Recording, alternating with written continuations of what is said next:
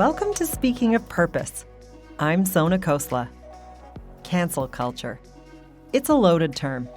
It's been used, misused, appropriated, and weaponized. It's become an increasingly contentious topic.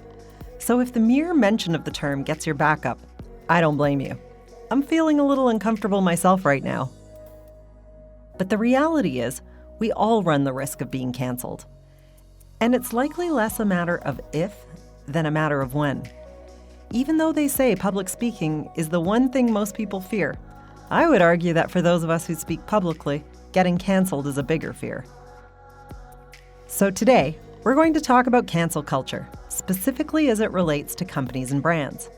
We're in a new era where companies are trusted to be champions of social change, spreading goodness in the world and taking a stand against injustice and inequality. And as our trust in business grows, a sort of social contract emerges. We expect companies to do good, but we'll hold them accountable when they make mistakes. Companies haven't necessarily chosen to be in this position, but with the rise of stakeholder capitalism and a brighter spotlight on purpose-driven companies, aren't mistakes inevitable?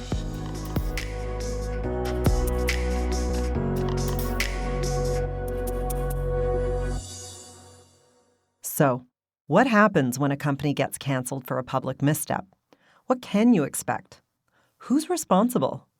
And what can be done before, during, and after a cancellation? To help us wade through this difficult conversation, we're joined today by Whitney Dailey, Senior Vice President of Marketing and Research Insights at Porter Novelli. You've probably heard us quote their research studies and statistics in our previous episodes. We're big fans here at Benevity. But for those of you who don't know the company behind the studies, Porter Novelli is a communications consultancy that helps companies build an authentic purpose and then live that purpose in the way that they operate and the way that they communicate. Whitney has studied cancel culture extensively and has some insight to share on how to deal with a public outcry directed at your company. And most importantly, how to avoid it altogether. She'll help us get comfortable with this growing phenomenon that makes us all a little uncomfortable. Today on Speaking of Purpose, why companies should get ready to get canceled. Speaking of Purpose is presented by Benevity, a technology and engagement platform that helps the world's most iconic brands bring purpose to life, based in Calgary, Canada.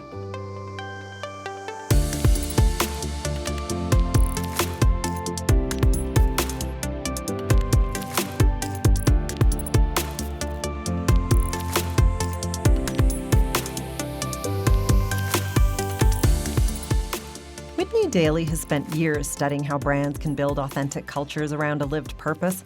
In recent years, the rise of social media, the increasing power of consumers and employees, and trust in business above all other institutions have put the ultimate stress test on companies as they navigate their place in addressing social change.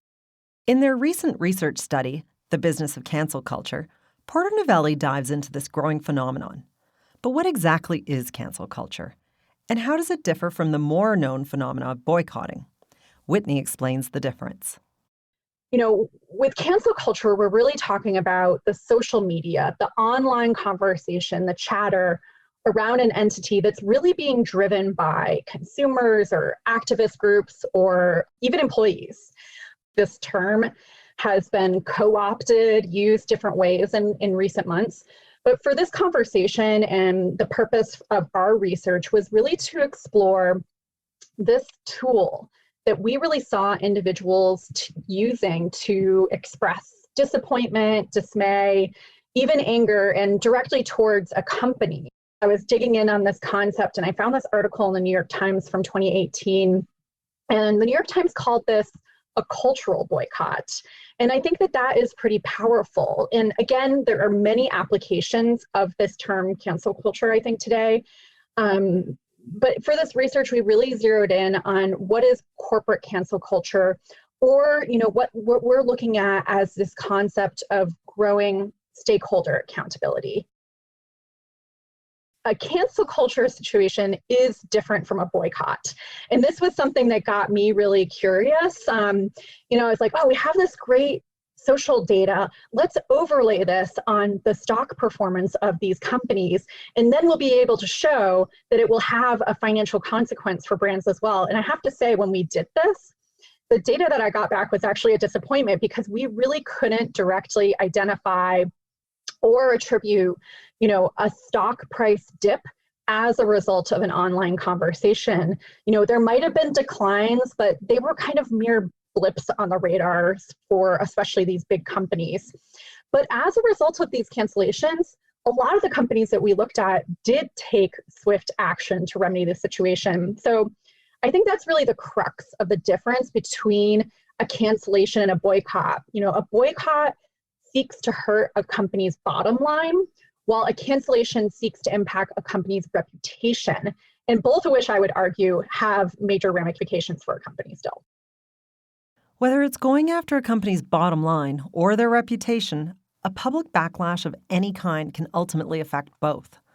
When a company makes a misstep on a social issue and feels the brunt of an online campaign against them, reputation or sentiment might be the first measure to be negatively impacted. But in the long term, if companies don't mitigate the reaction and take the necessary steps to correct the situation, the bottom line could follow closely. So, how should a company react when they are facing a cancellation? So when it comes to kind of getting beyond a cancellation situation, our research found two top ways that Americans cited, I'll uncancel. One was for that company to make a public statement of apology, and two was for that company to clarify the situation. And we definitely saw this play out in the case studies that we did in this report. A company can either stand by the situation or try and mitigate. And in comparing two examples, we found that in one instance, the brand stood by its misstep without explaining any further. They continued to suffer negative online sentiment, whereas, the brand that took the mitigating steps directly after the cancellation bumped back into that positive sentiment place. And the one thing I'll say is when a company comes to the table with a level of authenticity and can point to their values and their company purpose, this is not too scary because stakeholders are actually remarkably forgiving. This is not about putting a company out of business. It's not about obsolescence. This is really about improvement. That was the top response we get. Why are you canceling a brand? Because I want that company to improve its ways. So for brands that can go that step of acknowledging the mistake and committing to do better, they can come out of this situation in a better place too. At this point, you might be thinking, why say anything? If I'm going to end up putting myself, my company, our reputation at risk, and we'll have to apologize or explain a stance we've taken, isn't it just better to stay silent? No statement, no risk. Well, not according to Whitney and the team at Porter Novelli. In our most recent study, the business and social justice study, we did look into communications and specifically, what could be the impact of silence.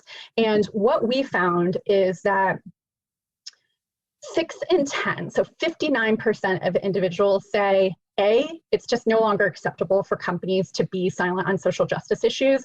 But I think the stat you're referencing, which is even more intriguing, is that 49% of individuals actually say they assume companies that remain quiet on social justice issues just don't care. So by not communicating around these issues, you're basically indicating that your organization doesn't care, or even complicity in some cases. If you're not talking about it, the conversation is happening anyway, without your brand being a part of it. Who would have thought that a time would come where silence is the most risky business decision?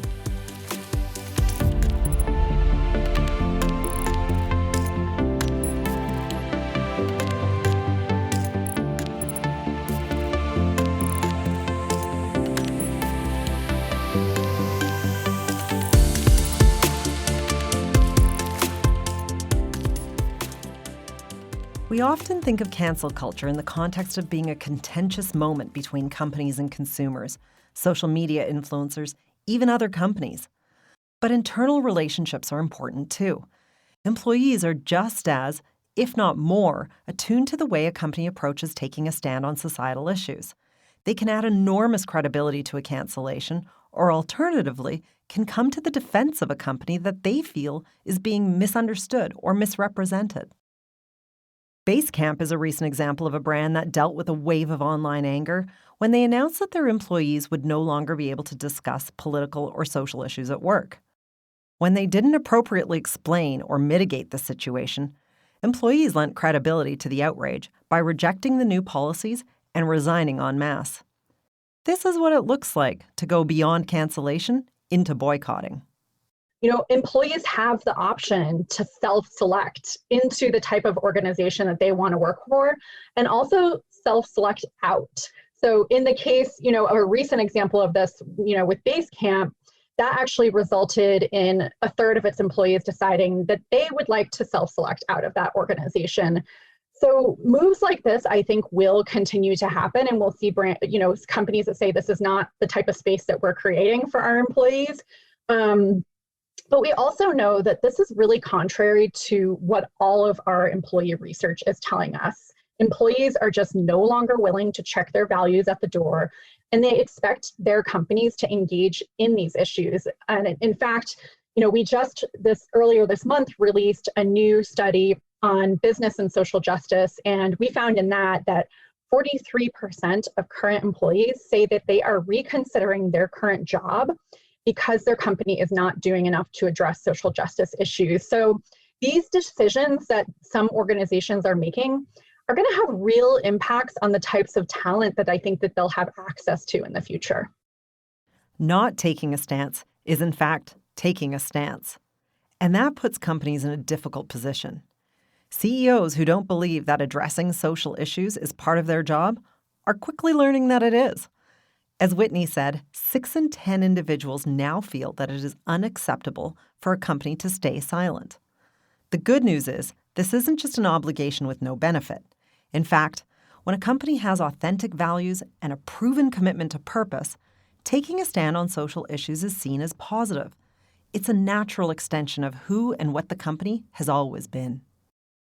Brands that are continually changing their position, don't know what they stand for, don't have a purpose or a value statement, don't understand what their mission is, they're just going to find it harder to kind of navigate this. But an organization that does have that values-based foundation can lean into those values in tough situations, can use those values as kind of guideposts or reference points. I'll give an example of this. A brand like Ben & Jerry's, who can say, in the wake of the murder of George Floyd, smash white supremacy. And yes, there were likely people on social media that were angered by that statement. But Ben & Jerry's could point to its 3-part mission, which includes its social mission, which it has had since the founding of the organization, basically. It can point to its work around racial justice, its work around closing the workhouse, its partnership with the Advancement Project. It can speak to Pecan Resist. And then it can go back to those that were angered and say, this really shouldn't surprise you if you know anything about our brand. So again, having those reference points, those guideposts, can be really critical to kind of cancel-proof your organization.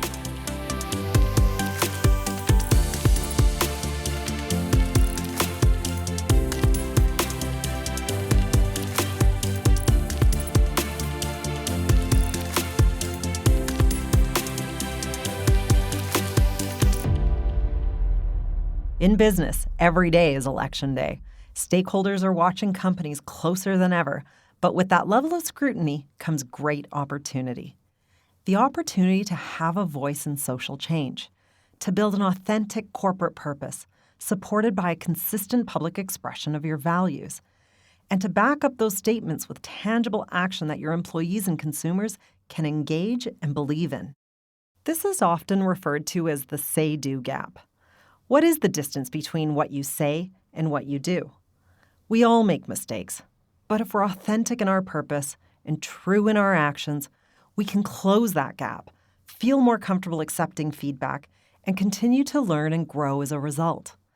And the more you close that gap, the more you can preempt, prevent, or recover from the inevitability of a cancellation.